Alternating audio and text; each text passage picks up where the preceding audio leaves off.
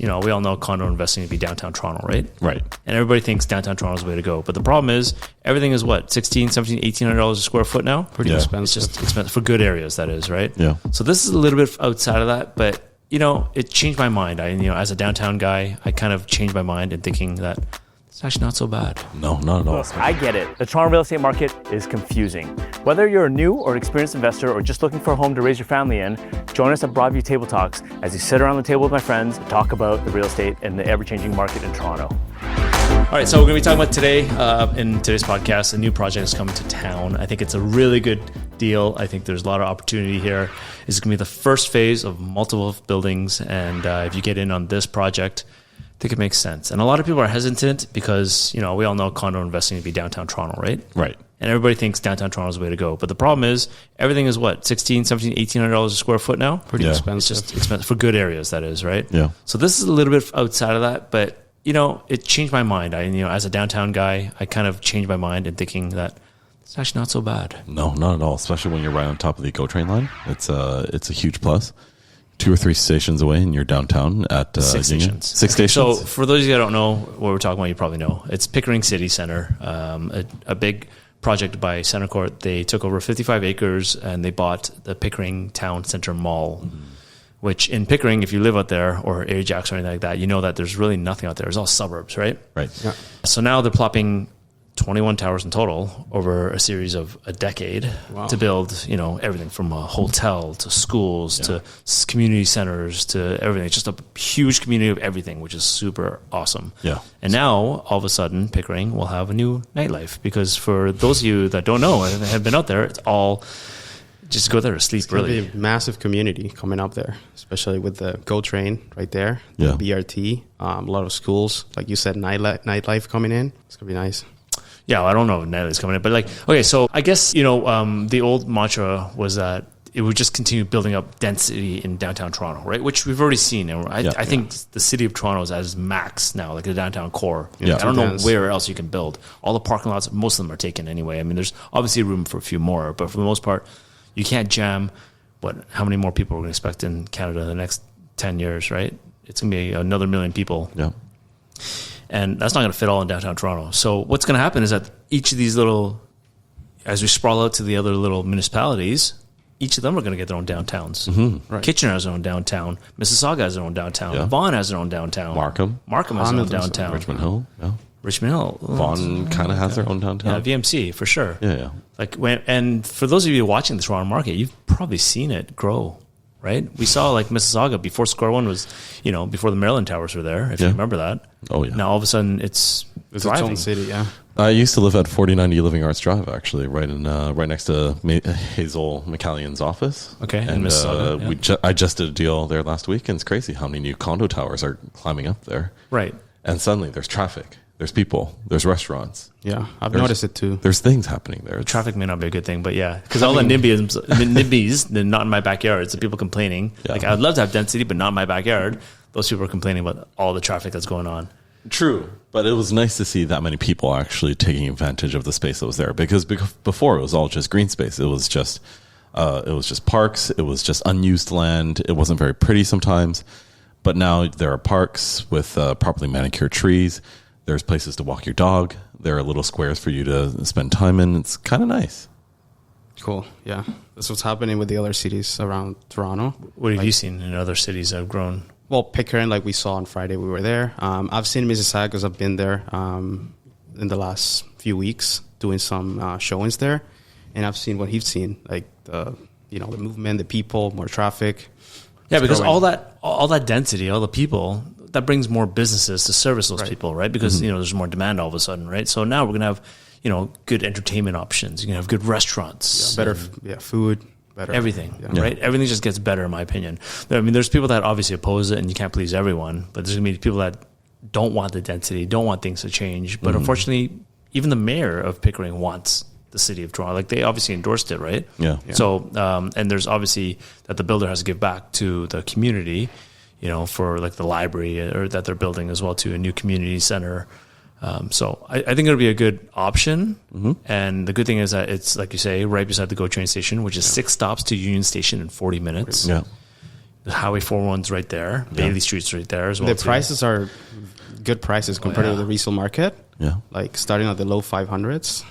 Pretty nice. Yeah, so it's launching in September 13th, and the one bedrooms are in the 500,000s. One plus dens with one washroom are in the mid fives. Yeah. With two bathrooms, it's in the high fives, and two bedrooms are in the 600s, maybe high 600s. Yeah. Whereas, like, you can't get that in Toronto. No, it's been a while. It's been a while since we've seen anything like that. You get a one bedroom in Toronto for 600,000. Just under If you're lucky. 1,100. Yeah, like mid If to you're high lucky. 600s. Yeah, exactly. Yeah. And that's like really small. Not even parking. Yeah. So parking is rumored to be, actually I shouldn't say, but it's not bad. It's not bad to be, from what I've seen. There's going to be a cost to it, obviously, but it's not that bad. And I think one plus dens are eligible for parking.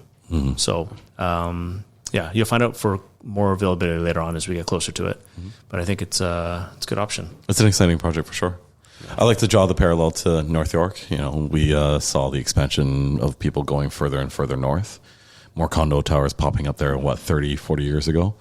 And now it's its own thriving little community. Yeah, and I live now not too far from North York, but it's actually, I've seen it grow as well too. And it got to a point where it got so much traffic and so dense. But then there's other forms of transportation. Like you can take subway and not have to worry about that. And you can bike as well too. And Uber and car share and all that, right? For sure. So it's not too bad. And actually, I kind of don't mind North York now, even though you don't have a place to park. There's better food, which is nice. Better food, better shops. Yeah, Lots of things to do. Everything's more general, lively. Yeah. More options for everything. And the thing with North York though is that because there's no master plan. That word master plan is like, let's break that down a little bit of what that means, right? Because if you look at North York on every single corner, like on the southeast you have Tridel or Hallmark, right? Right, and then you have Menkes just a little further south of that as well too. And then to the north of that, there's going to be a new development coming as well too. To the west you have the Emerald City, not Emerald City. What's it called again? The one with the green towers that kind of go like this. That's Young Emerald. and Finch, right? Emerald Park, Emerald City, or whatever it is. Yeah. And then Young Shepherd, we're talking about. Oh, Shepherd. Yeah, North York. So it's all like a comprised, it's all mixed together. So it works and there's density, but imagine if it's just one developer that knows what they're doing. No, I'm serious, right? Like imagine that. You do make a good point. I mean, right now there's a Farm Boy and a Whole Foods competing with one another right across the street from each other, and then you've got so many restaurants there, but they all kind of blend in and they look quite similar. There's its charm, of course, but yes, having a master plan community basically means that it's just going to grow that much faster. Yeah, so look, I'm not sure if Center Court is going to determine which tenants are. I'm sure to a certain degree they will be, but whether it's a Farm Boy or Whole Foods, I mean, let's just break it down to grocery or even retail for that matter as a larger category, right? So they'll have retail, but I'm talking about more master plan where you're going to have things like churches and schools and community centers and things like that, and not just retail and not just office, but it's truly a mixed use overall well-designed plan with proper streets and okay. Prime example of poor planning. Right. Name one city, one area in Toronto. In Toronto? Yeah. Oof, that's tough. One really bad. That's really built up out of nowhere. It's on the west side near the GO train as well too.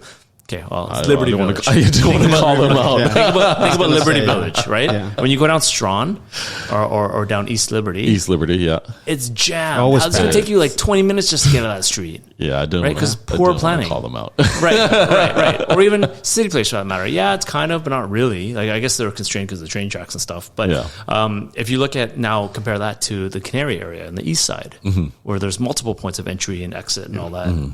I think it's way better planned. And now you have pedestrian, like one-way streets. You have, like, eventually as it gets busier, I could see individual streets closing off and having, like, block parties of just pedestrian only, kind of like how you see in Kensington Market. Oh, for sure. Right? Or like Distillery. Yeah, or like Distillery, exactly, right? Yeah. So I could see that happening when you plan it properly overall. Right. And it's like, imagine, like, as a developer, real estate is Sim City for them. Basically, yes. Right? So imagine having one person controlling Sim City as opposed to 4 or 5 different developers trying to piece it all together, right? It's all different demands for every single developer. For sure. And that's why I think having one developer on 55 acres as a master plan, well thought out plan over 10 years, that's evolving. I mean, I'm sure, they have an overall design guideline or urban design plan that they have to follow. Right. But I think it'll evolve over time and things will change, right? Maybe it's not 21 towers, maybe it's 20 towers, maybe it's 25 towers as we go, right? I don't know. Yeah, it's subject to change at any time, right? Yeah, I'm sure it'll change a little bit with community consultation and stuff like that. With the and right now public the aim, feedback. I think, is what, 30,000 square feet of commercial space? Is that what it is? Yeah. No, I thought it was 300,000. Was it 300,000? Maybe it could be more. I don't remember. But it was a lot. 300,000, I think. It's a lot. And that could also change as well. Yeah. So if you guys haven't seen the site out there, and I encourage you to go see it. It's going to be nice. I mean, imagine just a mall with nothing around it, and then all of a sudden we're plopping a big city. Well, when I say all of a sudden, I mean over 10 years, right? You're plopping a big city over it, and like I don't know, if it was me, I'd want to be part of that at ground zero, Right. Ground, the first phase. And we know that they've been working on the infrastructure in that particular area for a while. I mean, that GO train station is relatively new, as is the bridge that crosses the 401. No, you can't miss it. Yeah, you can't miss it. Looks And it seems like something they've out of been. the Jetsons. Looks cool, right? It does. It looks cool. It's in the middle of nowhere. And it's like, oh, wow, I'm suddenly crossing Durham. And there's this thing in Pickering. And it's like, wow, okay, what's Pickering? And it's pretty neat to see that they've been paying attention to that. And it seems like they've actually been planning this longer than this project's been in the works for. Yeah, I mean, so I think it's huge because if you're buying something, say downtown Toronto, and you're looking for a 1-bedroom, for that same price, you can get close to a 2-bedroom with parking. Right. And it's only 6 stops away, a 40-minute GO train ride to Union Station. With everything outside your front door. And everything there, exactly. Yeah. Because it's a master plan community with a mall and everything else like that. For sure. How awesome is that? Yeah. Right? And not to mention the appreciation you can get, because the Durham region has only 2% condo stock in the whole GTA, right? That's right. That's right. So in all of the GTA, I think they chalked up to 415,000 units, condo units available in all the GTA that's already completed. And currently, as it stands, only 7,000 of those are in the region of Durham Region. And there's really like 4 municipalities, right? There's if you look at regions, there's York Region, right, which is Richmond Hill and Vaughan. You have Durham on the east. Peel in the west. Peel in the west, which is Brampton, Mississauga. Eventually, they're going to split up, but right now it's those two. And then you have the city of Toronto. So out of those 4 regions, only 7,000, 2% is only in Durham region. So you might think, okay, well, no one wants to live in Durham, right? But the problem is it's affordability, right? No one can afford single detached, or less and less people can afford single detached houses before, unless you're on the property ladder and you're trying to climb up the property ladder. Right. But to start out, or maybe you're downsizing or whatever, we need condos as an affordable housing stock. For sure. And this is a great way to start the property climb the property ladder. Going on a condo and then moving up, right? Trading up to either a larger condo or getting a small starter home. Starter home, moving up to the larger homes, right? Yeah. For sure. It's a huge feeder market. Huge.